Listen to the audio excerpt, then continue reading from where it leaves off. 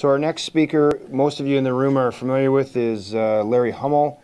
Larry's the Chief Assessor and Vice President of Business Properties with MPAC, or the Municipal Property Assessment Corporation. And Larry and his team are saddled with the challenge coming in 2013 of crystallizing, if you will, everything that George, Craig, Ron, and others have commented on.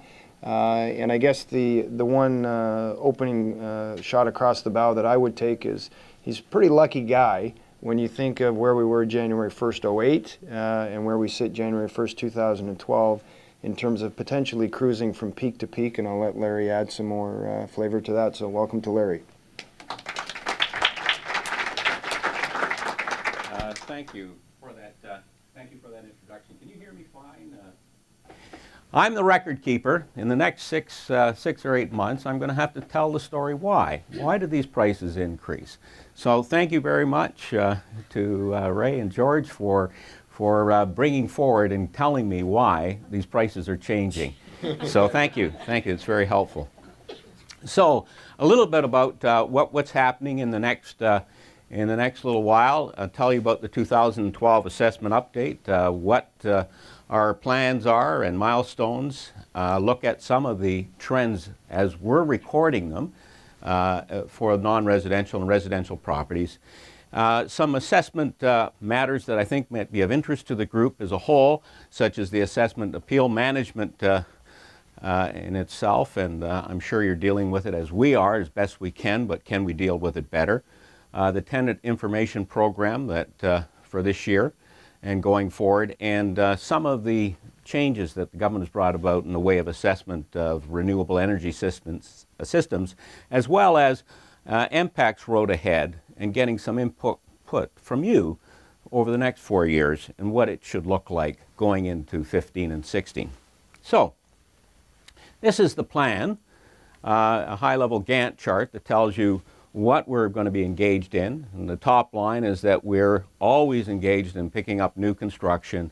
We're always engaged in dealing with appeals and requests for reconsiderations and investigating sales so that we understand the market and we can record accurately values. We're right now in the phase of producing values. We have started in November to develop our models, and that will continue until June 30th, and at that point in time we're to have values, preliminary values across all property types in Ontario.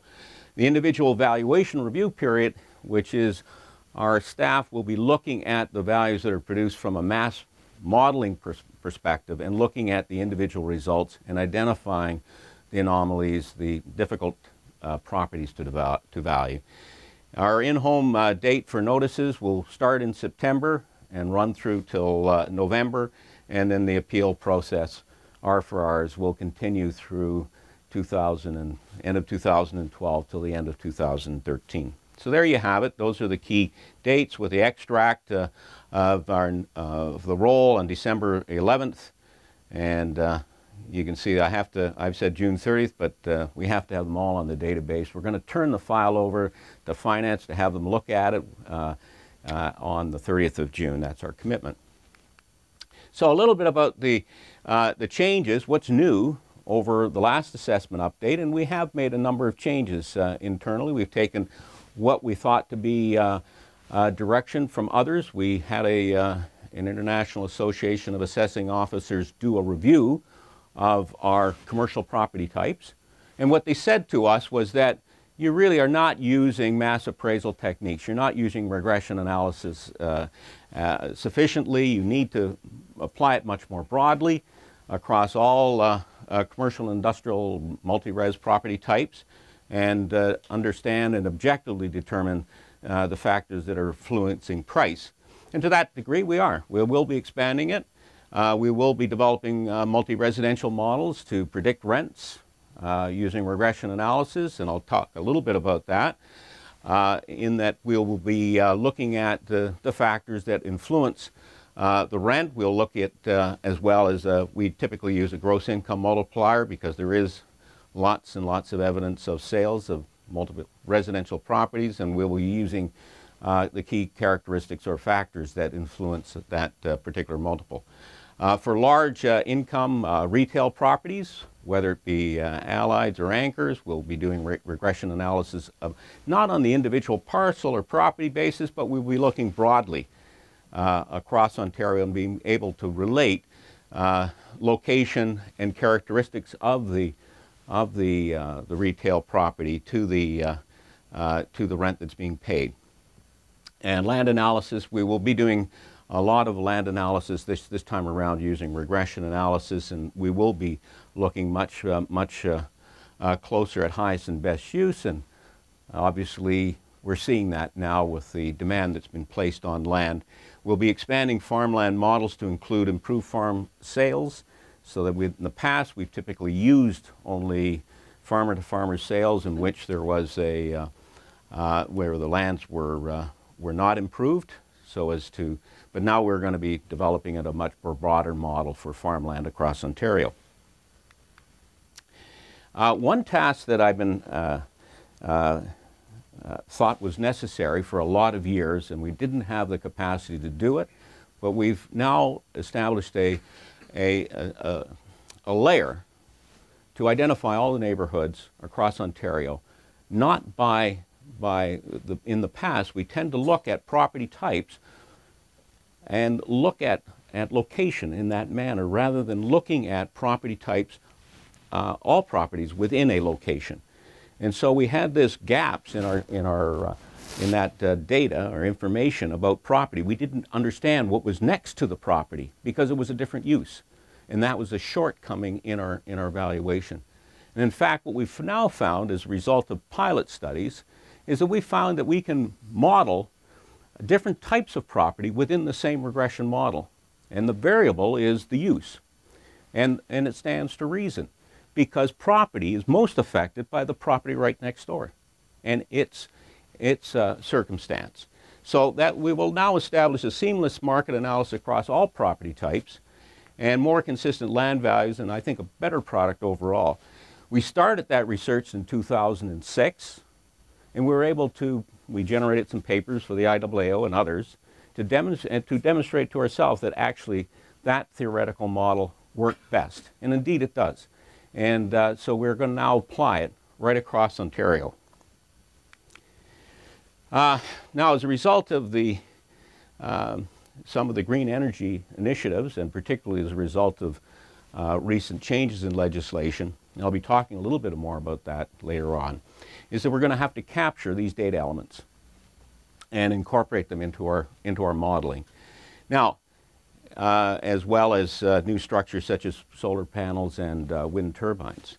And most of this data, my view, is it'll allow us to determine what impact these particular aspects of property will have on price.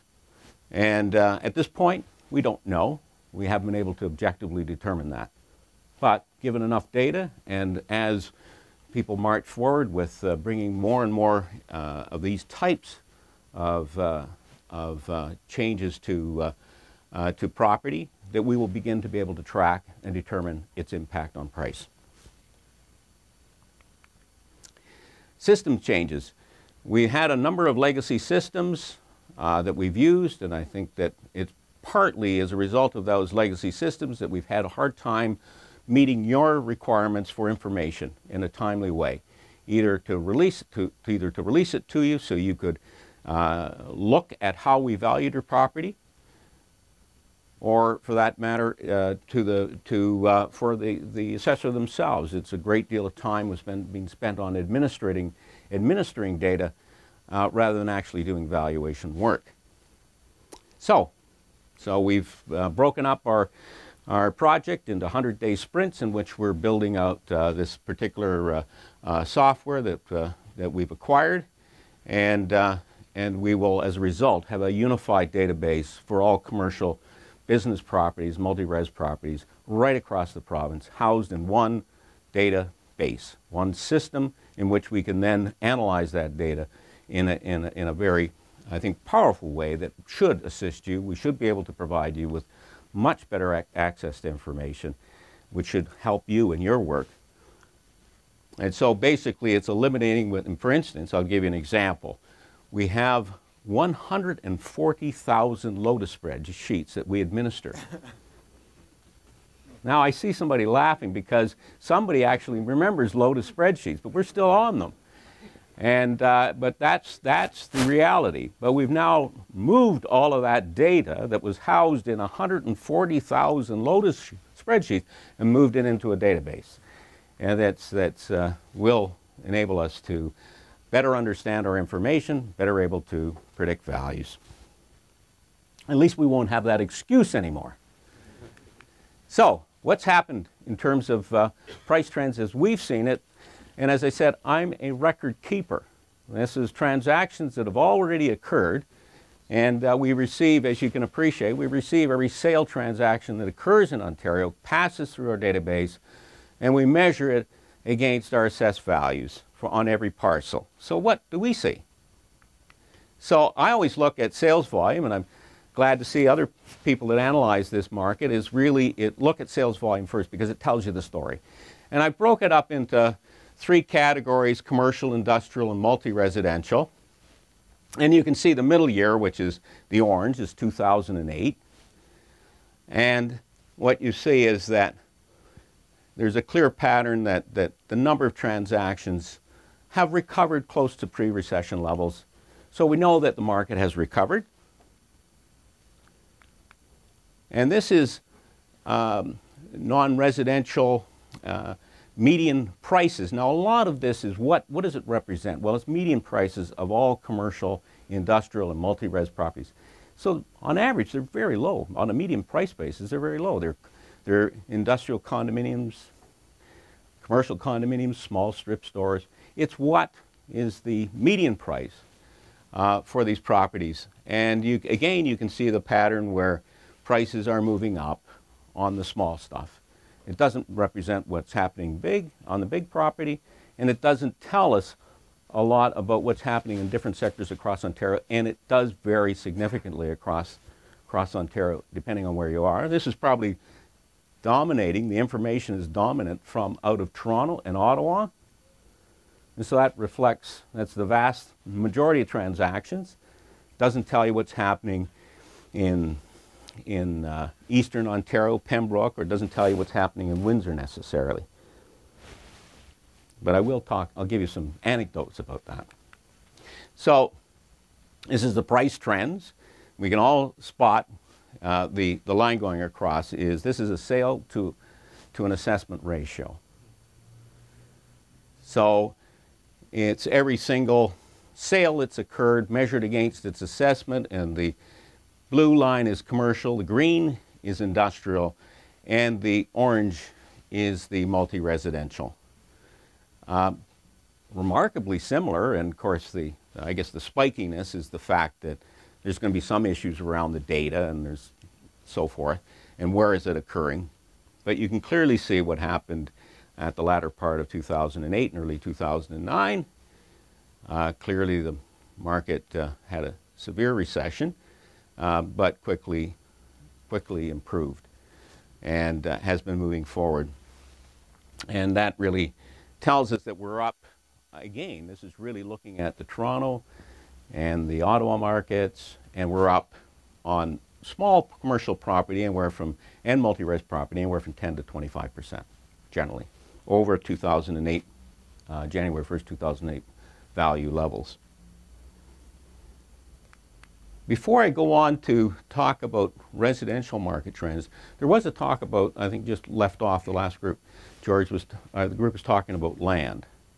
Never mind land, development land, farmland is the most unusual circumstance. It's not unusual, it's understandable. I'm seeing land values for farmlands increasing by upwards of 40% from 2008. You might ask, well, why would that happen? Well, there's lots of good reasons. There's food shortages. There's global growth in population.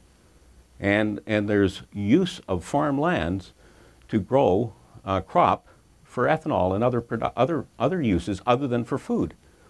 So when we look at increases in land value, the basic commodity, which is land for agricultural production, has moved up very, very strongly over the last 4 years. And probably from my view, it's probably been the best asset class in the last 4 years. Never mind development land, just look at what's happened to farmland. And that may be some of the reason why we're starting to see some significant investment go into farmlands. So a little bit about the residential, and this is looking at a provincial level, looking at residential low-rise would be the blue, condominiums is the green, and the orange is recreational waterfront. And at every assessment update, you can just see here the latter part of 2008,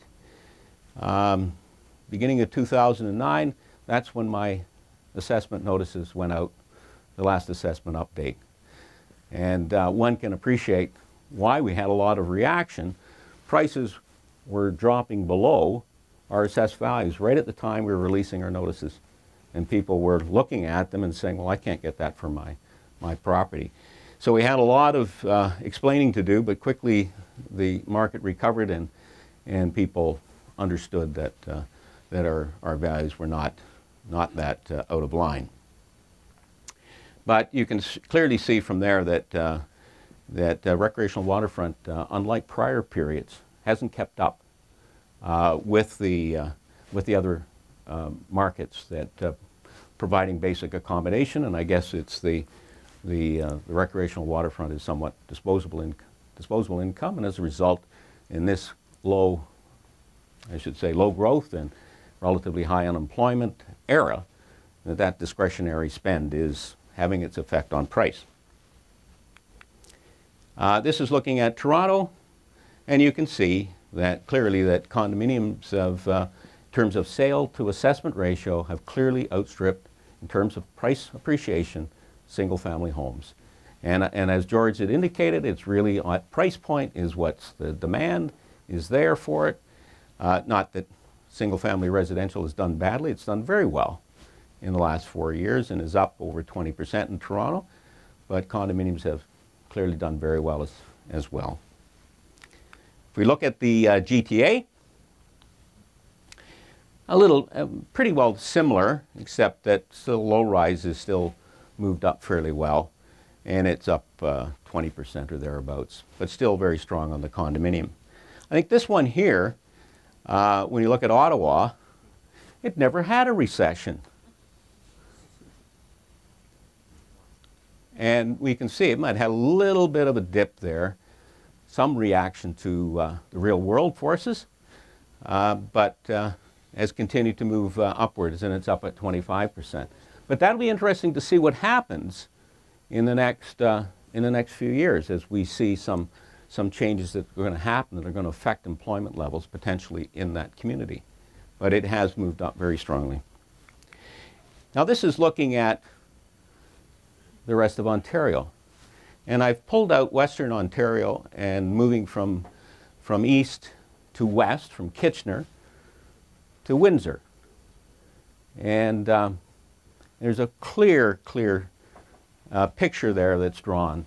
And you can see that Windsor has, with the loss of population, an absolute loss in population, not only will you see it in its residential market, you'll see it in its retail market, you'll see it in the commercial market, you'll see it in its multi-residential market with very high vacancies. You can see the pattern. And similarly, London has not done as well, but Kitchener is still fairly vibrant and doing very well. So it's I guess there's a tale of three cities there. This is looking at another area of Ontario, looking at a couple of bedroom communities, and I guess for people that are here from Barrie and Peterborough, they might not like that, but they're at the I think at the outer limits in terms of coming into the GTA. And why have they only gone up 5 or 10%? Well, I suspect it had to do with, I'm trying to build out the stories for these things or thinking about them, and it has to do with the cost of commute, the labor market there. There's some relatively high unemployment in those communities. If I look at Sudbury and Kingston, well, the mining industry has been doing very well in Sudbury. And Kingston with its dependence on jails, and we know jails are going to do well for a while. And as well as when we think about the university as well, there's a lot of money being spent on universities, so not hard to explain. I think that's the story. We're just recording the facts, thank you, but there has to be some story or some rationale behind it so that it's believable. And we all want people to believe our assessments are reasonably accurate. This is waterfront, and I think is the line. If that was the water line, you could say that waterfront may be underwater in this circumstance. And you can clearly see here that this is the Muskoka, Halliburton, Kawartha Lakes. You can see that in past assessment updates, we've had to spend an awful lot of resources to explain to the cottagers why their assessments have been outstripping the rest of the community and faced with those large increases in taxes. So obviously this time around, we're probably not going to have to spend as much time and effort because there probably will be very little or no change in the prices of waterfront property this time around. So, assessment matters of interest. We have 102,000 appeals outstanding. There's multiple years, so that's about 30,000 properties. 85% of them are business properties. I've heard it under very good authority that the Assessment Review Board wants to clear the majority of them by the end of this year, so we're not going into next year. And if I'm feeling the pressure, you're feeling the pressure.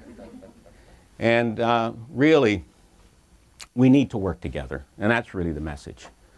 That we need to think about different ways of doing things to try to get through this large volume of appeals that we're all faced with. So I think it's really incumbent that we really work on a strategy, that we can work at developing a plan to manage the properties under appeal in a way that allows you to allocate your time effectively, allows us to organize ourselves into management workloads. We have an assessment update. We've got a pen in the next few months. We're not going to get any relief in terms of the scheduling of appeals. They're going to occur. How can we work together? How can we aggressively bring forward as many appeals as parties can effectively manage? And that can only occur through cooperation. And that means establish some sort of protocol to deal with specific appeals. The ARB seems, most schedulers are quite willing to work with us when there's an agreement by both parties as to when we can deal with the issues. And we as well, because I've heard from our municipal stakeholders that they're faced with their budgets, which are limited. They want to know why there's decreases. And rather than holding things up for your clients, or if you're the property owners, holding up refunds, you really need to bring them into the fold and be able to explain to them why it is that it's reasonable that an assessment ought to be reduced. And I think if we could work as a group doing this, then with the regular communication with the municipality, there'd be less issue when we come to trying to have the minutes finalized.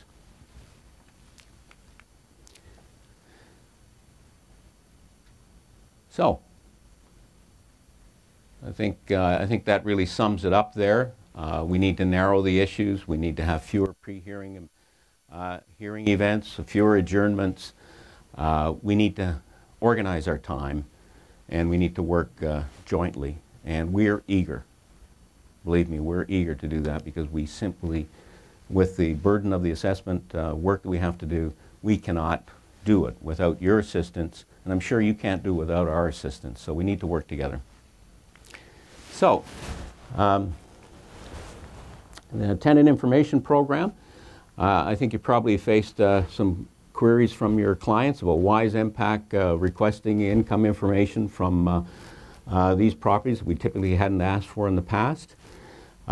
We have to explore alternative valuation methods that's appropriate for these properties. They're bought and sold on an income basis, so we should be looking at that and trying to improve our processes going forward. Indeed, we will. And to better price properties. And I'd have to say, whoops, once again on this one, I was a mea culpa. We had a letter of apology that was immediately issued. We'd sent out inappropriately to people that had returned their information, and inappropriately I'd instructed legal counsel to send them a lawyer's letter, and that was inappropriate. So, sorry, that won't happen again. So what's happening for 2012? Well, we still have to, this is an ongoing process. Each year we're going to collect this information. Now, instead of putting into the 120,000 odd load of spreadsheets and access databases and our legacy systems, we'll be entering this information into one standardized database. And those are the dates for the property types. One of the improvements that I think, and I'm not sure, I don't know whether we can do it this time because we haven't finalized our platform yet, but we think that stakeholders suggested to MPAC that we should be pre-populating the forms, so you're just simply doing updates. Now I think 400,000, I think there's upward now of 400,000 commercial and multi-res units do send to us using accounting software, commercially available accounting software from the MPAC application. Push of a button, it gets sent to MPAC's secure website, and they get immediate confirmation that that information has been received. Now that's that's obviously the preferred route, but if you are submitting it, and by paper or electronically over our website, that we thought that it would be maybe appropriate that we would pre-populate it and you just indicate the changes to try to speed up the processing for you. So this sets out the new regulation that was filed on January 4th, 2012 to deal with renewable energy systems, how we're to assess them. It sets out the regulatory amendment effective January 1st, 2011. There's a special amended notices that will be used to make any necessary changes back to January 1st, 2011. And I've set this up, and you can probably use it. I won't go into the detail of it, but it's not a bad little guideline as to how they're to be assessed and taxed, and explaining the provisions of the new tax treatment that the government has set to us. There is an issue, though, for us, is that whenever it's not the assessment, if we're exempting those areas from taxation, is that there's improvements to property, and it's not explicit in the roll. So there's one question that we have to address is for taxpayers that point to properties with these kinds of changes, and they're going to ask us, well, why haven't you put the value associated with it? And we will also show sale prices eventually of these properties, which will be selling for higher prices. We want to assume that you're investing this kind of capital into a property that you would expect to see a return, and it would somehow be reflected in the selling price. But it will not be transparent on the assessment roll.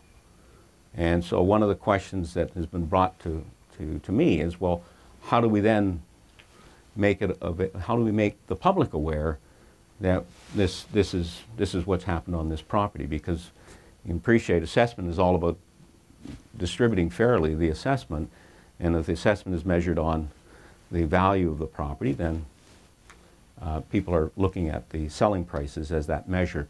And in these type properties that will be affected by this kind of change, we won't hit the selling price, conceivably. Well, we shouldn't, because it is exempted. But it's also not to be apparent on the roll as well. So, looking ahead, 2016, we're always looking ahead.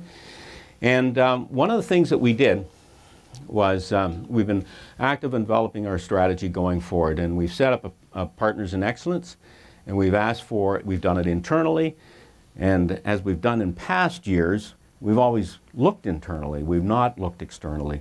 This time around, we actually invited 40 people from the municipal, provincial, and maybe some people in this room here that attended our session. We asked for 40 people to attend, and 24 attended, and gave their insight on how MPAC could better deliver the services in 2016 to meet the needs of the people of Ontario.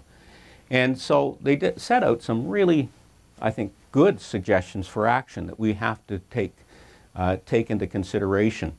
So shift your focus to the customer. Our staff were saying that, and obviously the representatives that were at the stakeholders, the external stakeholders, were saying that. They said embrace client service culture. I think one of the ones that kind of hit me was find out or figure out what stakeholders and taxpayers want to hear, not what MPAC needs to say. So I think that resonated with me. Listen to you and listen to the municipalities and all our stakeholders as to what do you want to see. Because ultimately that's what we're here for, is to provide a service in distributing the taxes among the taxpayers in the community. And another one that kind of stood out to me was, where is it now? Oh, MPAC is separate and recognized distinct lines of business, provides services to municipalities, taxpayers, and businesses, but recognize the different partners and their objectives. We always had sort of one size fits all, and just out it went. And I think that was, to me, a clear message for us to follow. Oh, let municipality and taxpayer get an assessor on the phone to solve problems quickly. Oh, geez, maybe I don't need the questions at the end. That was one of the questions, and just by your nodding and smiling and chuckling, it strikes me that seems like an obvious one we can fix.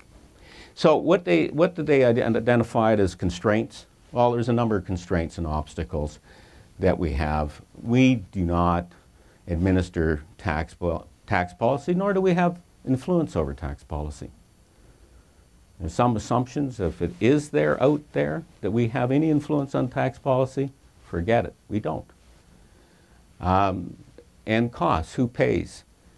I don't know who made that one. I mean, who put up that one? Ultimately, it's the taxpayer pays. Your taxes feed the municipality then feeds us. So ultimately, the taxpayers. Issue around training of staff. And we are making a concerted effort around the training of our staff, making sure that we have a good succession plan in place to ensure that we have high-quality people that can address your issues and concerns. I know the worst thing that can happen is if you've got a legitimate concern and the person at the other side of the desk doesn't or can't get it because they don't have the training or skills to appreciate your argument. That has to change. Access to expertise, diminished pool, limited access to information from taxpayer, changing legislation, changing gears. These are all things that we have to deal with. But listen, I mean, we're an assessment organization. We're largely insulated from a lot of the things that go on. We should be able to adapt to change. So, I guess we got the polls. So. There you go.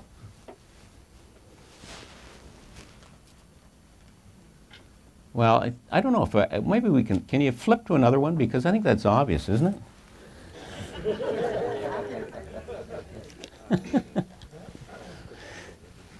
No, it depends on where you're from. If you happen to be from Windsor, you're going to say no. If you're from Toronto, you might, and you're in a condominium, you're going to say yes.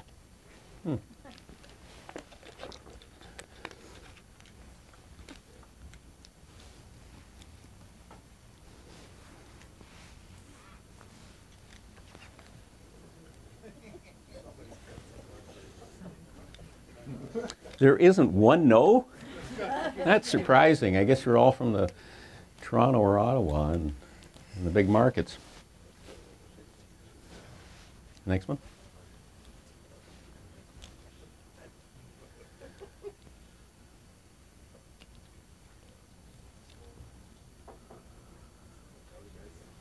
So I'll take that right back to my IT folks and our president, Vishnovsky, and this is one way of improving our processing.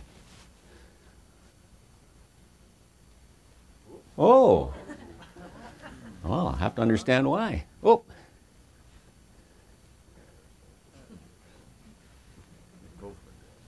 Yeah.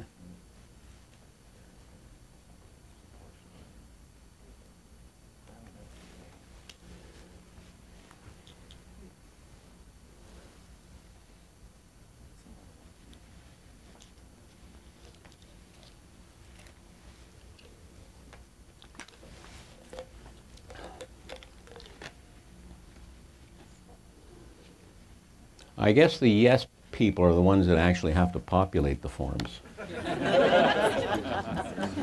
I'd be...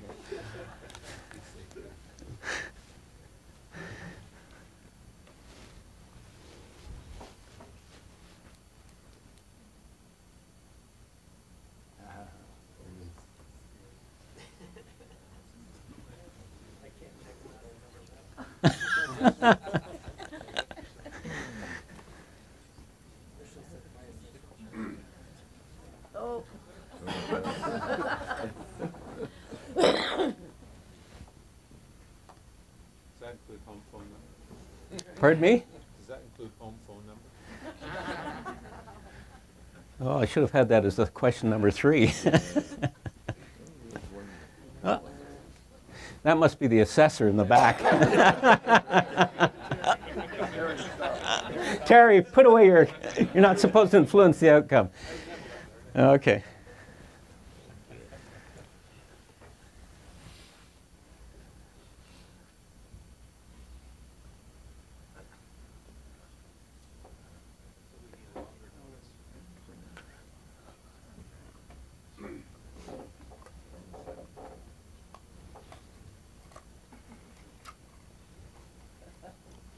I guess if somebody wants it longer still, I mean, I think we're hit to about a, that's interesting.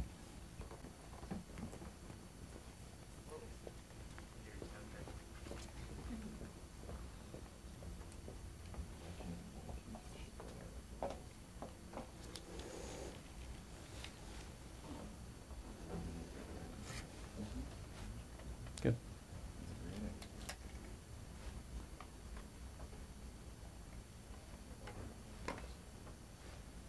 This is for people who don't want to deal with paper.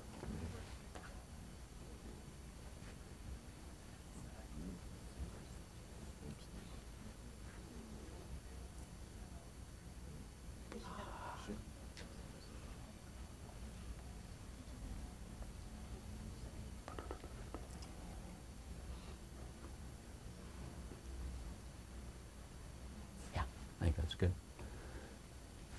Well, thank you very much.